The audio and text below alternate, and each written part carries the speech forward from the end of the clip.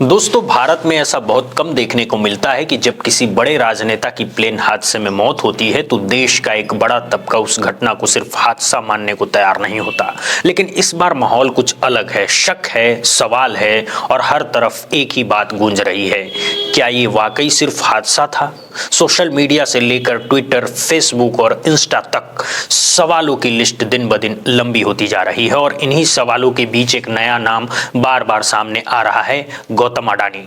अब सवाल यह है कि इस पूरे प्लेन क्रैश से गौतम अडानी का नाम आखिर क्यों जुड़ रहा है और हादसे से पहले अजीत पवार ने ऐसा क्या कहा था जिसकी वजह से आज ये सवाल उठ रहे हैं। लेकिन उससे पहले एक जरूरी पैटर्न को समझना होगा। जब भी देश में कोई प्लेन क्रैश होता है तो एविएशन सेक्टर से जुड़ी एजेंसियों की एक तयशुदा कहानी सामने आती है। पूरी कोशिश यही होती है कि पूरा दोष पायलट पर डाल दिया जाएगा। कभी कहा जाता है कि पायलट थका हुआ था, कभी बोला जाता है कि मेडिकल फिटनेस ठीक नहीं थी, तो कभी ये तर्क दिया जाता है कि पायलट अनुभवहीन था।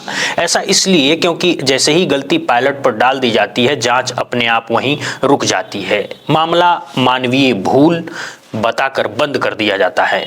हमने पहले भी ऐसा देखा है, पिछले कुछ बड़े हादसों में भी यही स्क्रिप्ट दोहराई गई है। पायलट से गलती हुई होगी। अब बारी आई अजित पवार से जुड़े इस हादसे की और यहां भी वही कहानी दोहराने की कोशिश की जा रही है।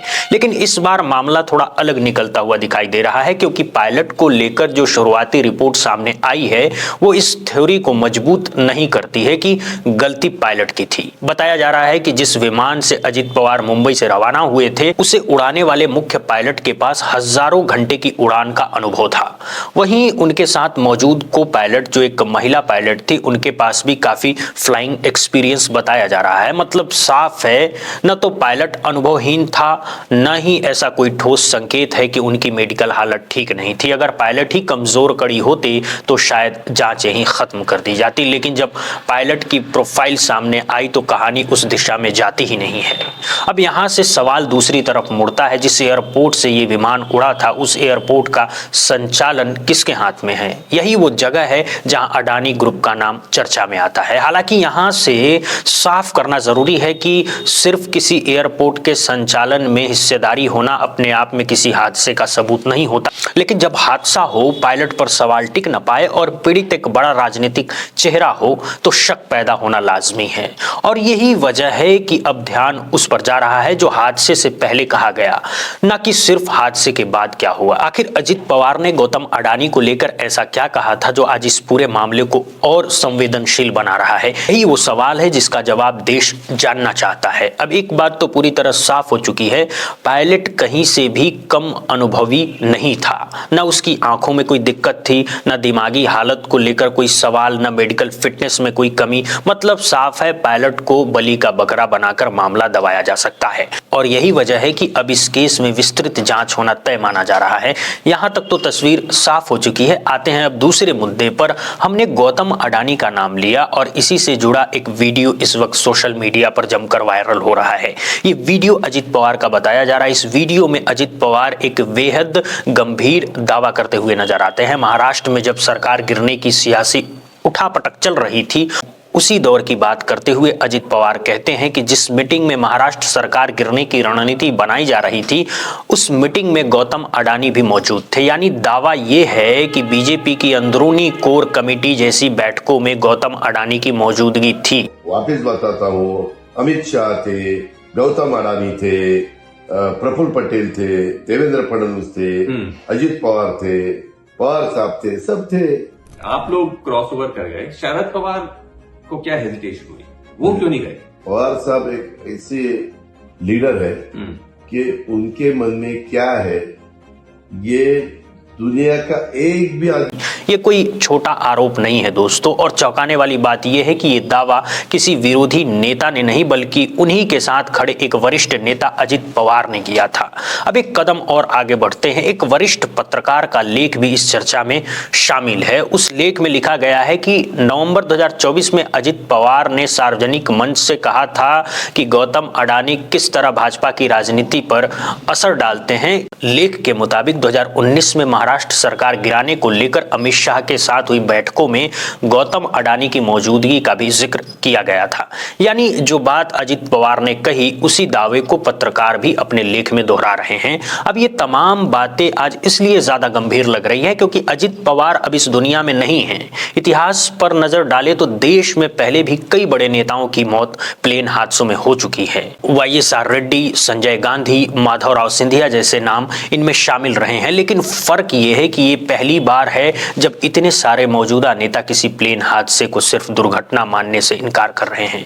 इस लिस्ट में नाम आते हैं ममता बनर्जी, मल्लिकार्जुन खड़गे, अखिलेश यादव, इमरान प्रतापगढ़ी और अब शिवसेना के नेता संजय राउत भी। संजय राउत ने सीधे सवाल उठाया है गुजरात में जो हुआ, पूर्व मुख्यमंत्री विजय रूपानी के साथ जो हादसा हुआ उसकी जांच का क्या हुआ। उन्होंने याद दिलाया कि उस मामले में भी ब्लैक बॉक्स मिलने की बात कही गई थी, लेकिन बाद में कहा गया कि ब्लैक बॉक्स क्षतिग्रस्त हो गया है, पूरा डेटा नहीं मिल पाया है, जबकि ब्लैक बॉक्स ही वो चीज होती है जिससे सच सामने आता है। कॉकपिट में क्या हुआ, किसने क्या कहा, आखिर गलती कहां हुई। संजय राउत का सवाल सीधा है, अगर जांच होती है तो उसका नतीजा जनता के सामने क्यों नहीं आता। उन्होंने कहा है कि DGCA द्वारा बनाई गई जांच टीम किस निष्कर्ष पर पहुंची, ये देश को जानने का हक है।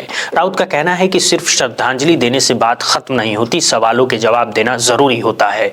अब सबसे सीधा और बड़ा सवाल यही है कि एविएशन सेक्टर की जांच एजेंसी DGCA के तहत काम करने वाली AAIB आखिर किस नतीजे पर पहुंची है। अब तक ये साफ क्यों नहीं हुआ कि गुजरात के पूर्व मुख्यमंत्री विजय रूपाणी की मौत एक साधारण हादसा थी या फिर उसके पीछे कोई साजिश थी। आज तक उस जांच की कोई ठोस रिपोर्ट सामने नहीं आई है। इसी सवाल को शिवसेना के नेता संजय राउत भी उठा रहे हैं और ममता बनर्जी तो यहां तक कह चुकी हैं कि अब किसी पर भरोसा नहीं किया जा सकता। ममता बनर्जी की मांग साफ है, अगर जांच हो तो सुप्रीम कोर्ट की निगरानी में हो, नहीं तो वही होगा जो पहले गुजरात में देखा गया था, रिपोर्ट आएगी नहीं या फिर आधी अधूरी बात कहकर मामला बंद कर दिया जाएगा। यही वजह है कि ये मामला अब और गहराता जा रहा है। देखिए, पूरी दुनिया अजित पवार की चर्चा कर रही है, हम भी अजित पवार की ही बात कर रहे हैं, लेकिन आज हम एक बार उन नामों को जरूर सामने लाना चाहते हैं जो इस हादसे में चुपचाप इस दुनिया से चले गए।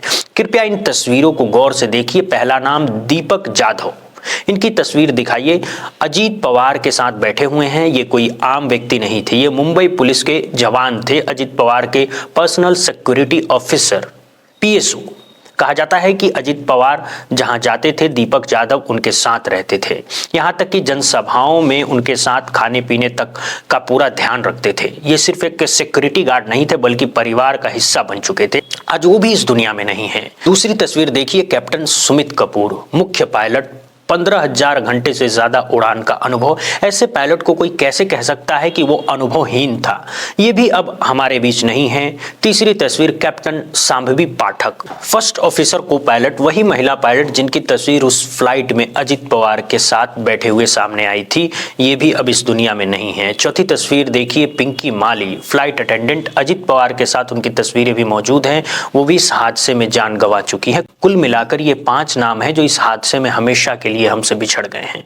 अब सवाल सिर्फ इतना है, इन 5 लोगों की मौत कैसे हुई? क्या ये सिर्फ एक हादसा था या फिर वो साजिश, जिसकी आशंका आज कई बड़े नेता जता रहे हैं? इसका जवाब सिर्फ और सिर्फ निष्पक्ष जांच दे सकती है। अच्छी खबर यह है कि ब्लैक बॉक्स मिल चुका है, लेकिन सवाल अब भी बाकी है। क्या ब्लैक बॉक्स पूरी तरह सुरक्षित है? क्या उसमें मौजूद पूरा डेटा निकाला जा सकेगा?